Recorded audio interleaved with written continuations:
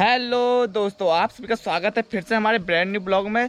तुम्हारा धीरू भाई आ चुका है फिर से आपके पास एक ब्रांड न्यू ब्लॉग लेकर। जैसा कि आप देख सकते हैं, आज हम जैसे तैयार हो चुके हैं, तो आज हम जा रहे हैं भूमिया मंदिर फिर से आपको लेके। तो जैसा कि अभी नवरात्रि चल रही है और आज नवरात्रि का 5वां दिन है, तो 5वें दिन माँ दुर्गा के 5वें अवतार स्कंद माता की आरती की जाती है, पूजा की जाती है। तो उसी अवसर पे आज हम जा रहे हैं भूमिया मंदिर देवी माँ दुर्गा के नवरात्रि अवसर पे। तो चलिए आपको भी ले चलते हैं और सीधा आपको मिलते हैं सीधा भूमिया मंदिर में। चलिए फिर तो पहुंच चुके हैं हम भूमिया मंदिर प्रांगण में और अब चलते हैं। खैर थोड़ा लेट हो चुकी है क्योंकि शाम के 5 बजने वाले हैं और अब चलते हैं फटाफट। और पहुंच चुके हैं मंदिर प्रांगण में और चलते हैं फटाफट। आपको सत्संग संध्या भागवत कथा सुनाते हैं यहाँ की। और अभी चलिए फिर आवाज़ आने शुरू हो गई तो फटाफट सीधा मिलता है आपको मंदिर के अंदर।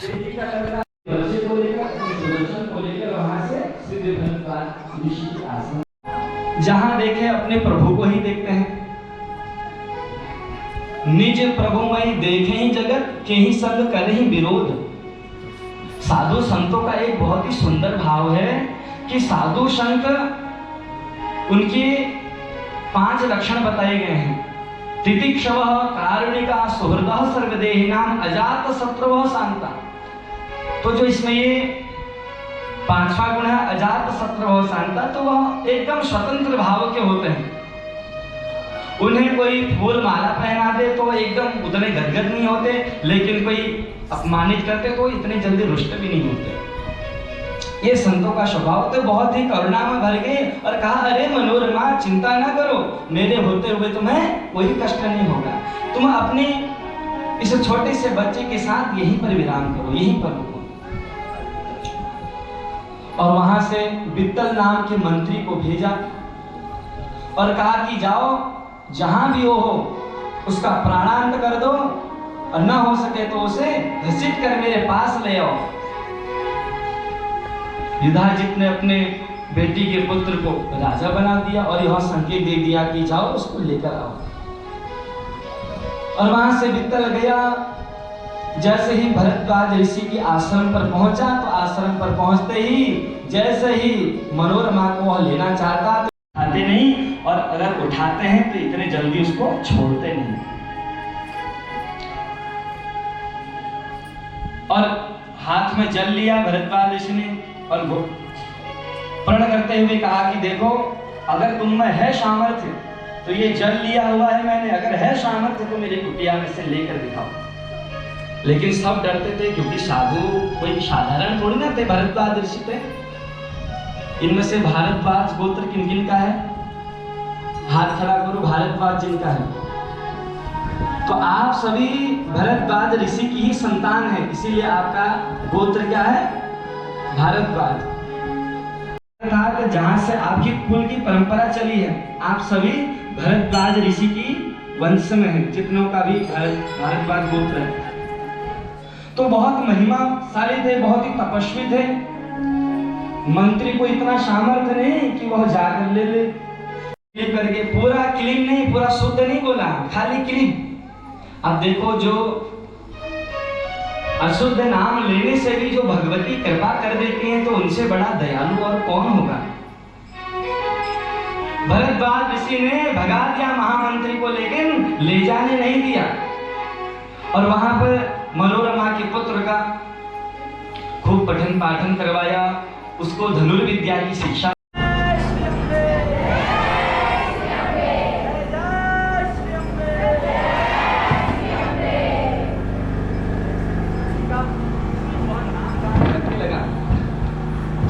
और वह मनी मन में clip clip clip clip clip करके उच्चारण करने लगा।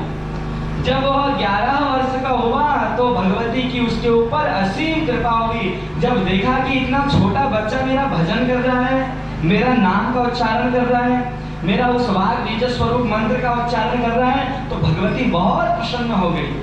और माताओं का तो वैसे भी स्वभाव होता है, माँ के भीतर एक गुण प्रधान होता है और वह है करुणा। आपने देखा होगा, चाहे दुखी कोई दूसरा भी होगा तो अगर कोई दूसरी माता वहां पर होगी तो उसकी आंखों में से भी आंसू निकल ही जाएंगे। क्योंकि एक सहज प्रकृति है करुणा की। से आप हमारे और हम आपके, ऐसा आपने स्वीकार कर लिया, विश्वास जमा लिया उन पर। अब आपकी परीक्षा होगी और आपकी साधना के अनुसार अर्थात स्वीकृति के अनुसार जितनी परिपक्वता आपके भीतर होगी उसके अनुसार परीक्षा भी होगी। आपके सम्मुख ऐसी भी स्थिति प्रकट हो जाएगी कि घर में खाने को नहीं रहेगा, लेकिन अगर उस स्थिति को पार करने के लिए उसकी परीक्षा लेती है भगवती। और भगवती के ऊपर अगर विश्वास होगा तो आपको कुछ करने की आवश्यकता नहीं है।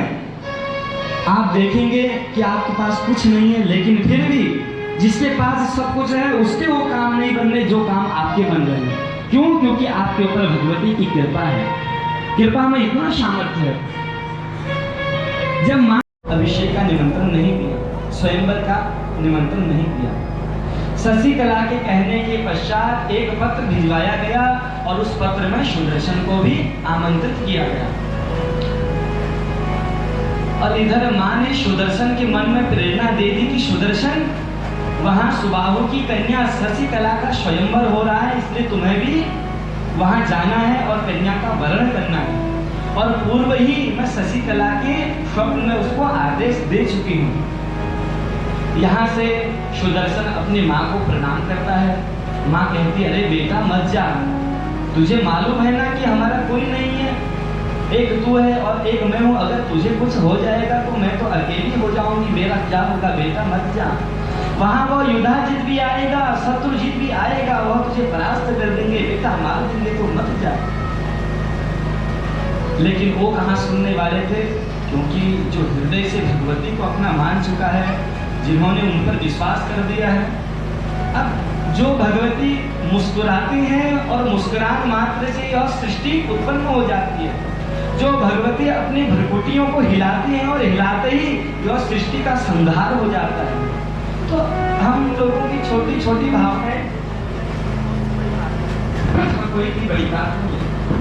का पूर्ण बंदोबस्त करके उन दोनों का विवाह करवा दिया और रात्रि में ही विवाह करवा कर कहा कि देखो इतने राजा आए हुए हैं, कल को सब मेरे ऊपर टूट पड़ेंगे, इसलिए तुम अर्धरात्रि में ही निकल जाओ। और वह अर्धरात्रि में ही विवाह करके जाने लगा। हे माँ मेरी रक्षा करो, हे माँ मेरी रक्षा करो, सुदर्शन के मन से आह निकलती है।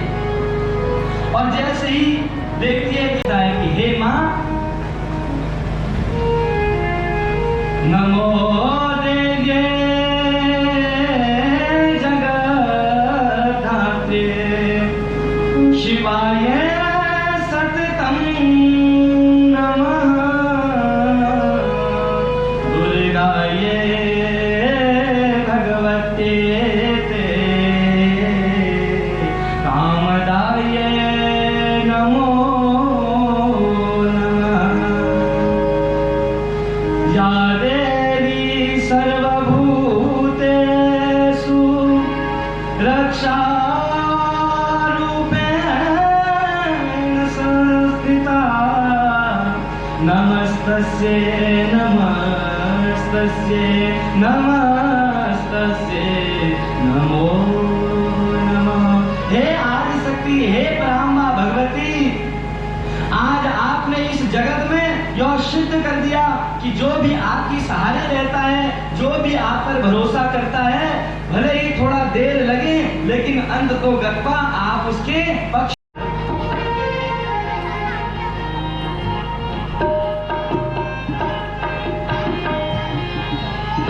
बोलिए श्री भगवती माता की जय हो।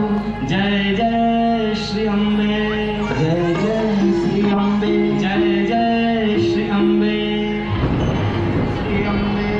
देखो माँ का आशीर्वाद मिल गया है आपको। टंकार के विद्युत कांति समप्रभाम, विद्युत कांति अर्थात बिजली के समान जिनकी कांति है, पराम्बा भगवती का जो दिव्य तेज है, वो बिजली जब चमकती है ना तो कितना गजब का तेज रहता है, तो उससे कई गुना पराम्बा भगवती का स्वरूप है। पहुँच धातु मान्यर भगवती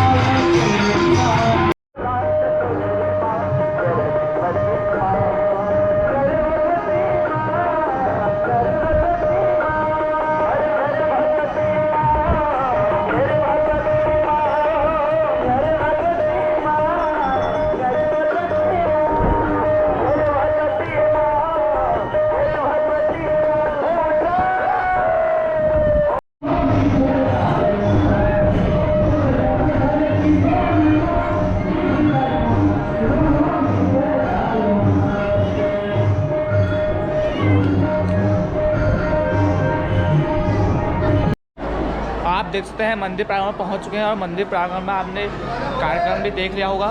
और इस कार्यक्रम से आज हमारे मौसम देखिए, मौसम मतलब बारिश वाला खतना, वहाँ सामने से बारिश आ चुकी है भयंकर वाली। और मौसम देखिए काले मेघा, दिन में तो धूप थी और अभी काले मेघा भयंकर रूप से छा चुके हैं। और गंगा नदी भी हमारे साथ कल बहती हुई अपनी आवाज़ के साथ। और ये बारिश यहाँ भी पहुँच चुकी है भूमिया मंदिर प्रांगण में। और अब हम चलते हैं आपको भंडार गृह में, जहाँ भंडारे का निर्माण हो रहा है, भक्तों के लिए भोग का आयोजन हो रहा है। यहाँ देखिए आप, ये हमारे सभी बड़े बुजुर्ग जी सभी भंडारे, महादेव यहाँ पर भंडारे का है ना, यहाँ भंडारे का प्रसाद बन रहा है और सभी भक्तों से अनुरोध है भंडारा पाने के लिए, प्रसाद पाने के लिए आना है यहाँ भंडारा। और यहाँ पर भंडारे का आयोजन हो रहा है, यहाँ पर भंडारे का आयोजन हो रहा है सभी भक्तों के लिए। और देख सकते हैं हमारे सभी भाई शंकु माता की जय, माता की जय, माता की जय। आरोप नहीं होता, इसलिए द्विवर्षा जो 2 वर्ष की कन्या हो, प्रथम दिन में उसकी पूजा करनी चाहिए, जो कि कुमारी के रूप में है प्रथम दिवस में, अर्थात पहले नवरात्रि में। और फिर बताया द्विवर्षा अर्थात कल्याणी, जो दूसरा नवरात्रा है उसमें 3 वर्ष की कन्या का पूजन करना चाहिए। और ऐसे ही जो 4 वर्ष की कन्या है उसका तृतीय दिन पूजन करना चाहिए। ऐसे ही पहले दिन 1, दूसरे नवरात्रि में 2, तीसरे नवरात्रि में 3 कन्या, चौथे नवरात्रि में 4 कन्या, ऐसे ही 5, 6, 7, 8, 9 और 9वें दिन 9 कन्याओं का पूजन करना चाहिए। लेकिन सावधान रहें, जिस भी कन्या का आप पूजन करें उसको कोई चोट ना लगी हो, उस पर कोई घाव ना हो, अर्थात वो अस्वस्थ ना हो, उसको किसी प्रकार का रोग ना हो, जो सर्वगुण संपन्न हो, जिसका स्वास्थ्य खराब ना हो, जिसे किसी प्रकार का रोग ना लगा हो, ऐसी कन्या का ही पूजन करना चाहिए।